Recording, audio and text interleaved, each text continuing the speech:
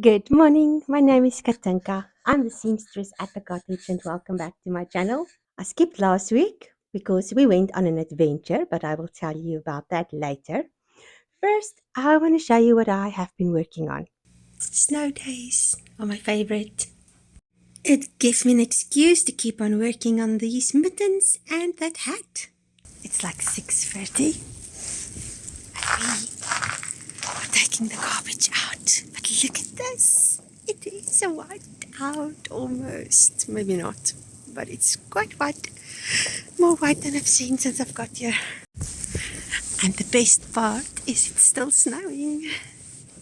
I finished the beanie and then I made another one for my friend. And this was from the leftover yarn from this jersey that I'm wearing. This was Cascade Echo and the ribbing was from something else. In the end, my fears of not having enough yarn was totally wrong. I didn't need to buy more yarn, but because I did, I had extra.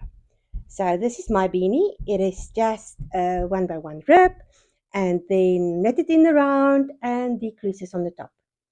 And then my friend's one was exactly the same. I just knitted hers a bit longer so that she's got a bigger fold over. And she's really happy about that. With the temperature outside being minus 29 and me trying to walk the other night while it was snowing, I realized my gloves, my mittens weren't warm enough, even if I put another pair of mittens or gloves underneath them. So I've decided to start knitting myself a new pair, which is thicker, and I think I'm going to double line it. I think I'm going to take some of my Shetland yarn and just knit the lining as well. Also to just cover all the strands because this is stranded knitting. It's just a picture that I found on Pinterest. I will try and link it, but I can't promise. But if you go on Pinterest and you look for mitten patterns, there's lots of them. So I'm just knitting that, and then it's after Fort Fun, which I will just repeat the texture and the pattern that's on the back. I am using my Let Lope yarn. When I was in America the last time in 2019, I bought a red, a black, and two white. And I've always wanted to do mittens with them, and I'm finally getting ahead of that. So the first one is this far. I would like to finish it sooner than later, so I've been really working on it. And it's quite a nice process and a nice product that I'm going to have in the end. I'm very chuffed. And then I spoke to you about this Rowan cardigan in my Make 9 2020 last year, actually 2023. And this is a big commitment. So usually when I do cables, I'll just work it out in my head and I keep going. But I'm really trying to stick to a pattern. So this is the Rowan pattern by Michelle Wong. And I love her work. It is intricate and beautiful and textured. But oh my goodness, this it feels like a life commitment. But don't worry, I'm not giving up because sometimes life commitments are worth the process. So I work on it every night. I've got my chart stick together and placed on the table, and I just draw a line through every line for every row that I knit, and I can see the pattern and I can work it out. But it's like when I start working on it, I just kind of lose my track. So there is a few mistakes on these small cables on the side, but I'm just going to leave it. It doesn't need to be perfect. Sewing, there's not been a lot of sewing because, like I said before, I have been traveling. We went to Kansas City just after New Year. So on the first, we all decided we had a bit of a cabin fever going on. And it was also a week before school started. And we saw that there was major snow coming. So off we went on an adventure and we took the road down to Kansas City. We stopped at St. John's along the way and we popped in at the Pony Express Museum. Now, when I was growing up, there was a series on television called The Pony Express about all these young riders and their adventures and everything, and I was captivated. So, of course, when I saw there was a museum, we had to stop. So, we're on our way, and a few days of a road trip is ahead of us, and I'm excited. And one of the stops will be the Pony Express Museum. Okay, we are here. There's a building and we're going into this part. Exciting.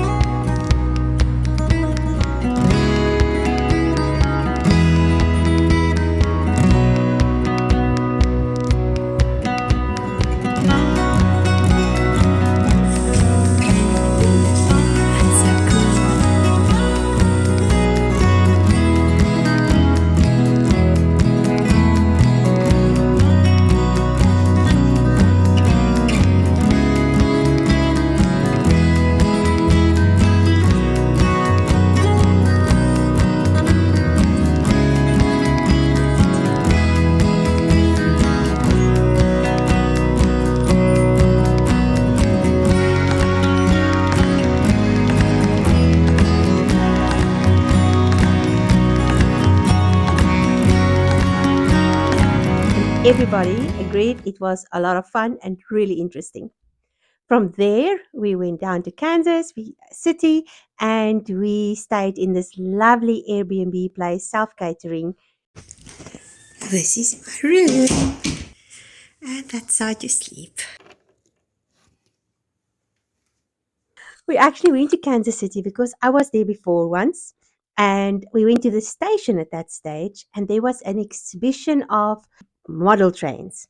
And my friend's dad is into that. So, of course, I said, well, we can go and look at that. The station on its own is an experience. You have to go there. It is one of the most beautiful free places I've ever been in. It is exquisite.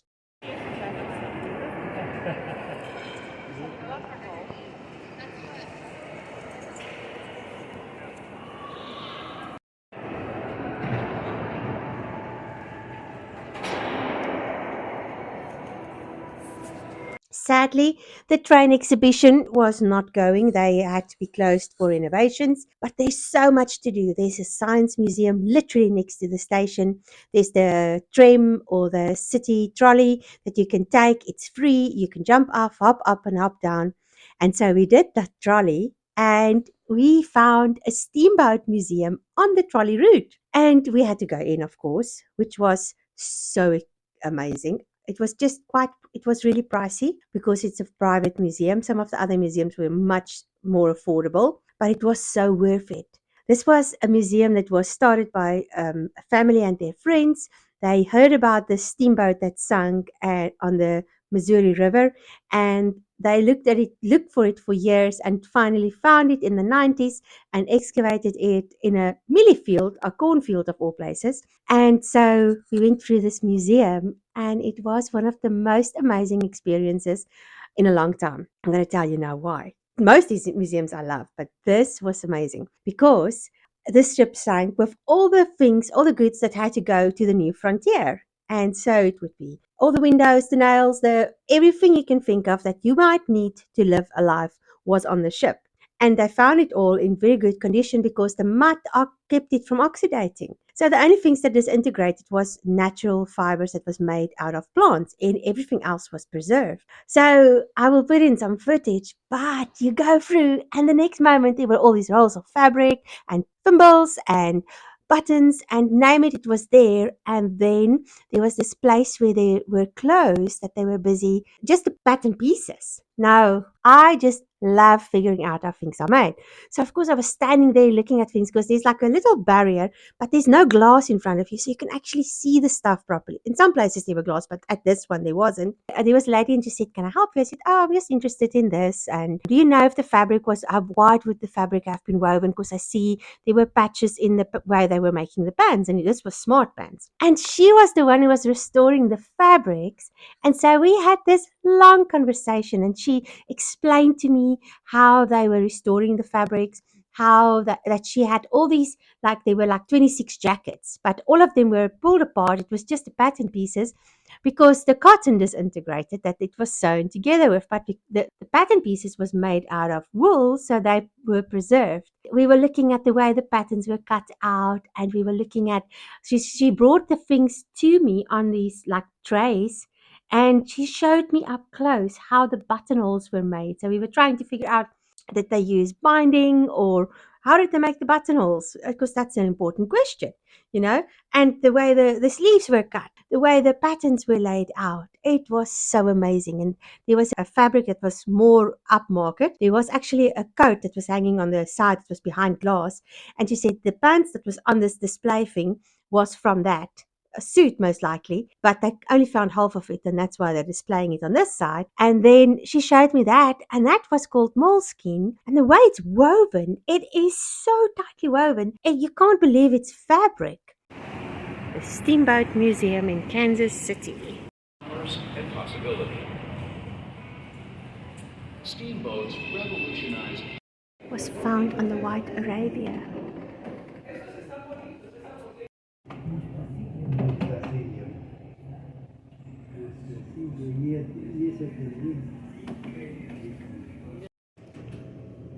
Look at the fabric that they found.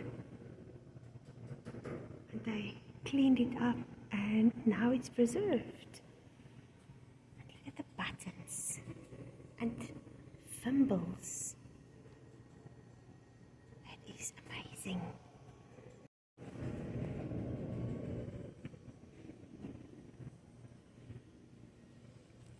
And there's the sock knitting needles and some yarn still. Oh my goodness.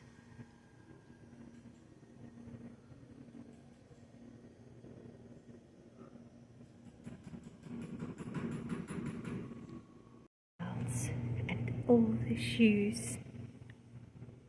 I mean, these children's shoes are so cute.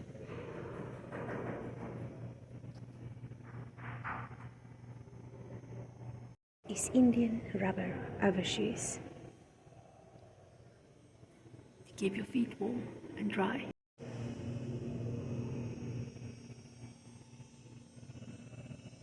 That's rubber.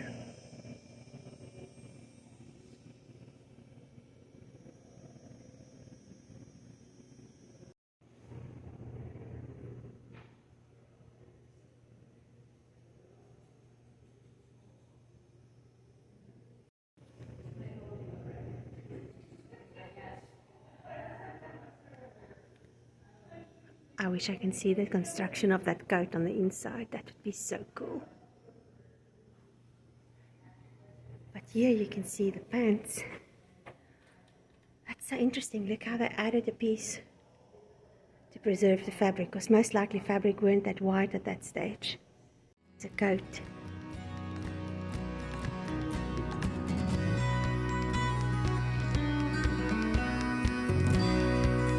So much tools, because they were building the new America. And this was on its way to Omaha and those areas. It only came later.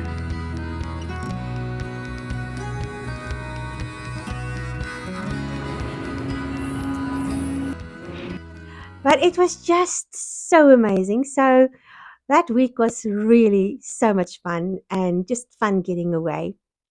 And that was it. So here I am back with my weekly roundup. I'm doing a 2-week roundup and I'm going to leave you at that. I hope all is well in 2024 for you and that you are having a wonderful start to your new year. I am quite happy with the snow outside, finally.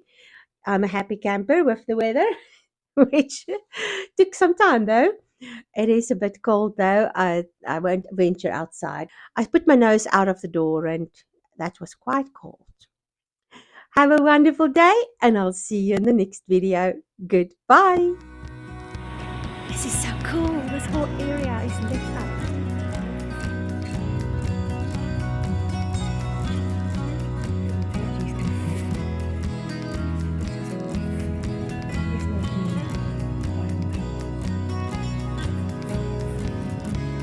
Back in St. Joseph's on the way back home.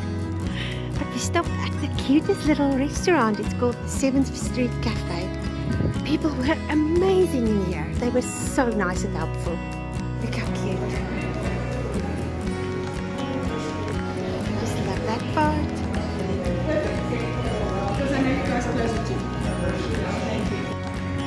Oh, look at that building. Isn't it beautiful? And here's some monument.